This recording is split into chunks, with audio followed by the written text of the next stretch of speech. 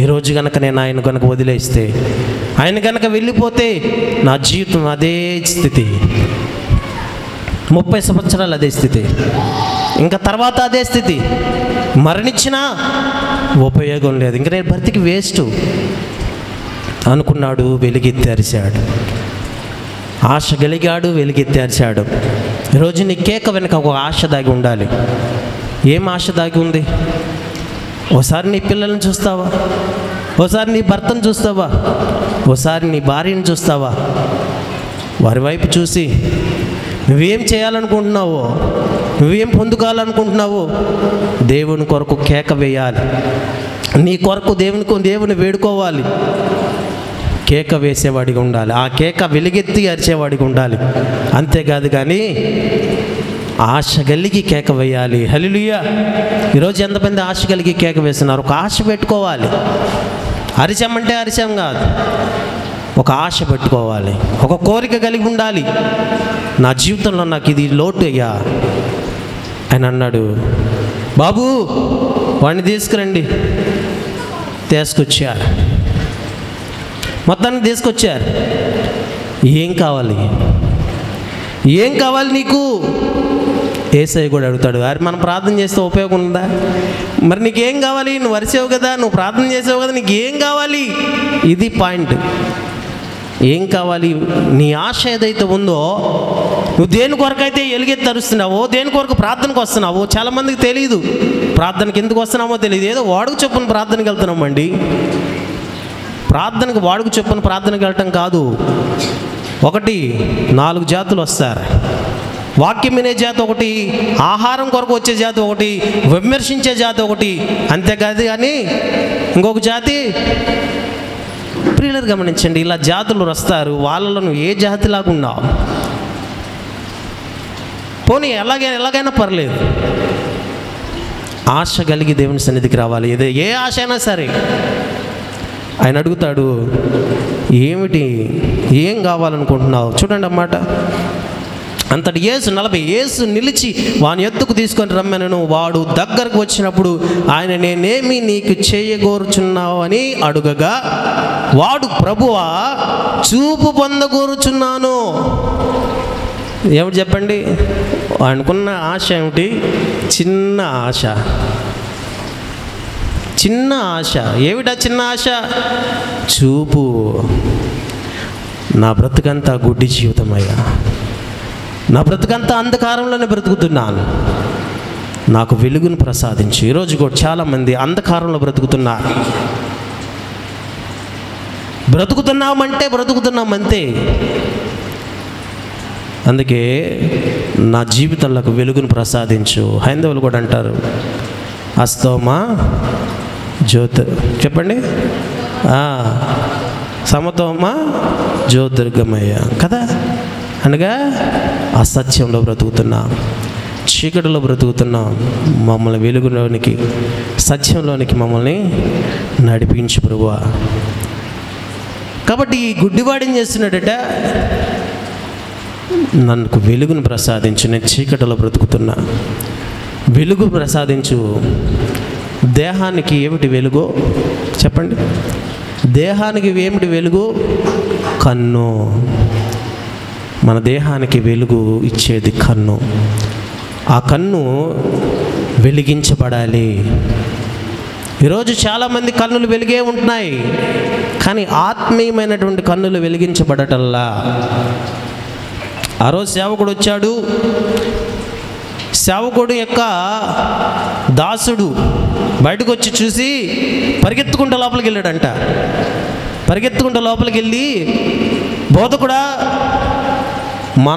మనం అయిపోయాము, మనం చచ్చిపోతాము, భయంకరమైన పరిస్థితి మన చుట్టూ ఆవరించి ఉంది, ఈరోజు మన పని అయిపోయింది, ఒక్కసారి వచ్చి బయటకు చూడు అంటే సేవకుడు వచ్చాడు. బయటకు వచ్చి చూస్తే చుట్టూ ఎవరున్నారు? గుర్రాలు, రథాలు, ఖడ్గాలు చుట్టూ చేరినాయి. ఆ ఇంటి చుట్టూ. లోపల ఎవరున్నారు? సేవకుడు శిష్యుడు ఉన్నాడు. బయటకు వచ్చి చూసిన వాడెవడు? సేవకుడు. చూస్తే మొత్తం సేవకుడిని చంపడానికి వచ్చారు. గుర్రాలు, రథాలు, ఏది ఒక్కడిని. గుర్రాలు రథాలు వేసుకొని ఒక పెద్ద సైన్యమే వచ్చింది సేవకుని చంపడానికి. అప్పుడు దైవ సేవకుడు అన్నాడు, ప్రభువా వీని మనోనేత్రాలు తెరువుము, వీని మనోనేత్రాలు తెరువుము అనగా వెంటనే దేవుడు ఏం చేశాడట, వాని మనోనేత్రాలు తెరిచాడు. ఎవడి? సేవకుని, దాసుడివి. అప్పుడు వాడు చూడగా ఈ గుర్రముల వెనక, రథముల వెనక మరొక రథాలు కనిపిస్తున్నాయి, మరొక గుర్రాలు కనిపిస్తున్నాయి, మరొక ఖడ్గాలు కనిపిస్తున్నాయి. ఏమిటవి చెప్పండి? అగ్ని గుర్రాలు, అగ్ని రథాలు, అగ్ని కత్తులు అవి కనిపిస్తూ ఉంటే ఆశ్చర్యపోయాడు ఆ దాసుడు. ఏమిటండి ఇది? దేవుడు మన చుట్టూ కంచె వేశాడు. ఎన్ని రథాలు వచ్చినా, ఎన్ని గుర్రాలు వచ్చినా, ఎన్ని ఖడ్గాలు వచ్చినా, ఏమి చేసినా సరే దేవుడు మన చుట్టూ ఒక కంచెను వేశాడు. దేవుడు మన చుట్టూ ఒక సైన్యాన్ని ఉంచాడు. ఆ సైన్యాన్ని దాటి ఈ సైన్యం మనం ఏమీ చేయలేదు. హల్లెలూయా. మనకు కనిపించేది కొంతనే, మనకు కనిపించినవి చాలా ఉన్నాయి. ఈ విషయం చాలా గుర్తుపెట్టుకోవాలి. మాట చెప్పి ముగిస్తాను. మనం పోరాడున్నది ఎవరితోనంట? మనుషులతో కాదు.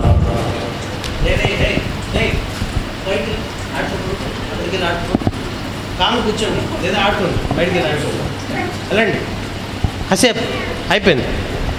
మనం పోరాడున్నది ఎవరితోనట? మనుష్యులతో కాదు. మనుష్యులతో పోరాడినా ఉపయోగం లేదు. అంధకార శక్తులతోనూ, దురాత్మ సమూహంతోనూ, లోకనాథుడితోనూ మనం పోరాడుతున్నామంట. బాగా గమనించండి. మనం పోరాడుతుంది ఎవరితో చెప్పండి? అంధకార శక్తులు, దురాత్మ శక్తులు, లోకనాథుడు. వీళ్ళందరికంటే మించినోడు లోకనాథుడు. ఎవరాడు? అపవాది. వాడితో మనం పోరాడుతుంది. మనం పోరాడాల్సింది వాడితో.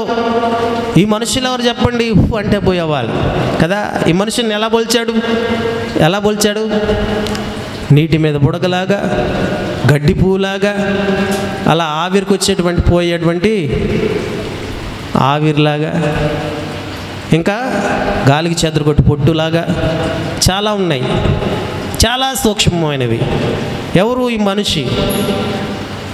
మరి పోరాడాల్సింది ఎవరితోనూ? దురాత్మ సమూహములతోనూ, అంధకార శక్తులతోనూ, లోకనాథుడితో పోరాడాలి. ఈ విషయం గమనించాలి. కనుక మనల్ని కంటే కూడా మన కొరకు ఎవరు పోరాడుతున్నారు? మన కొరకు ఒక సైన్యం పోరాడుతుంది. మన కొరకు ఒక వీరుడు పోరాడుతున్నారు. మనం బాగానే ఉన్నాం, బాగానే బస్ ఎక్కి వెళ్తున్నాం, బాగానే స్కూటర్ వేసుకొని వెళ్తున్నాం, బాగానే బజార్కి వెళ్తున్నాం, మళ్ళీ తిరిగి వచ్చాం, బాగానే పనులన్నీ చేసుకుంటున్నాం. కాదు, ఓ యాక్సిడెంట్ ఆపడానికి ఒక సైన్యం అక్కడ కాచుకొని ఉంది, మార్గాన్ని చక్కబెడుతుంది. ఒక ప్రమాదాన్ని తప్పించడానికి, ఒక ప్రమాదం మరణమును తప్పించుట యెహోవా వశము. మరణాన్ని తప్పించడం యెహోవా వశం. కనుక ఒక ప్రమాదాన్ని తప్పించడానికి ఎంతమంది పనిచేస్తున్నారు తెలుసా? ఒక మిల్లీ సెకండ్, ఒక బస్సు గుద్దుకోవడానికి మిల్లీ సెకండ్ చాలు. ఒక వెహికల్ ఇంకొక దాన్ని కొట్టడానికి ఒక మిల్లీ సెకండ్ చాలు. ఈ సెకండ్స్ అన్నిటికండి కాలచక్రాన్ని ఆయన తిప్పుతున్నాడు. ఓ సైన్యాన్ని ఆయన కావలి ఉంచాడు. నీ కొరకు, నా కొరకు పని చేయిస్తున్నాడు. కనుక గమనించాలి, నీ కొరకు ఒక సైన్యం పోరాడుతుంది. మరి నువ్వు దేనికోసం పోరాడుతున్నావు? దేవుని కొరకు ఏం చేస్తున్నావు? ఓ సేవకుడి కొరకు ఒక సైన్యం బయట సిద్ధంగా ఉంది. మరి నీ కొరకు ఎవరు పోరాడాలి? దేవుడు నీ కొరకు పోరాడాలంటే నువ్వేం చేయాలి? దేవుని కొరకు బ్రతకడం నేర్చుకోవాలి. దేవుని కొరకు ప్రార్థన చేయడం నేర్చుకోవాలి.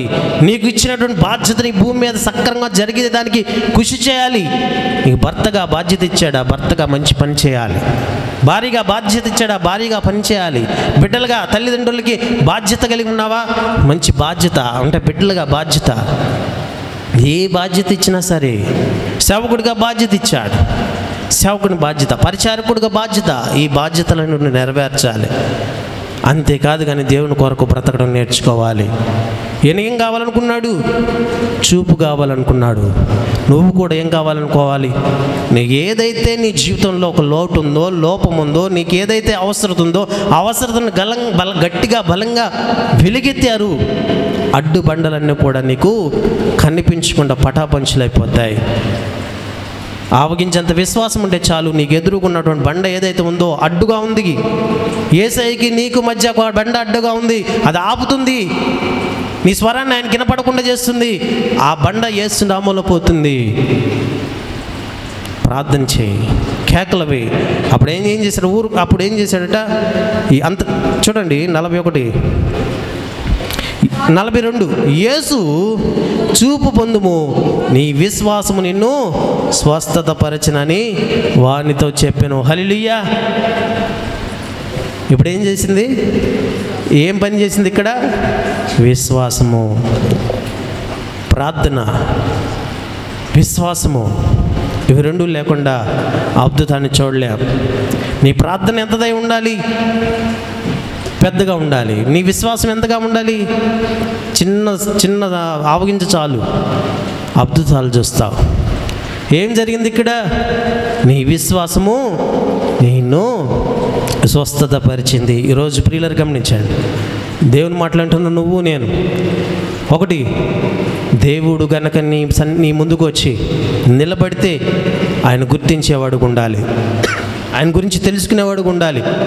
ఒకవేళ ఆయన దాటిపోతే మళ్ళీ తిరిగి రాడు. ఆయన కనుక దాటిపోతే మళ్ళీ తిరిగి రాడు. వచ్చిన అవకాశాన్ని చేజాతులారా పోగొట్టుకునేవాడు కాకుండా సద్వినియోగం చేసుకునేవాడుగా ఉండాలి. మనకున్న సమయం చాలా తక్కువ. ఎప్పుడు ఉంటామో ఎప్పుడు పోతామో తెలియదు. అలా గాలికి కొట్టిపోయే ఆవిరి లాంటి వారిని, లేకపోతే పువ్వు లాంటి వారిని, గడ్డి పువ్వు లాంటి వారిని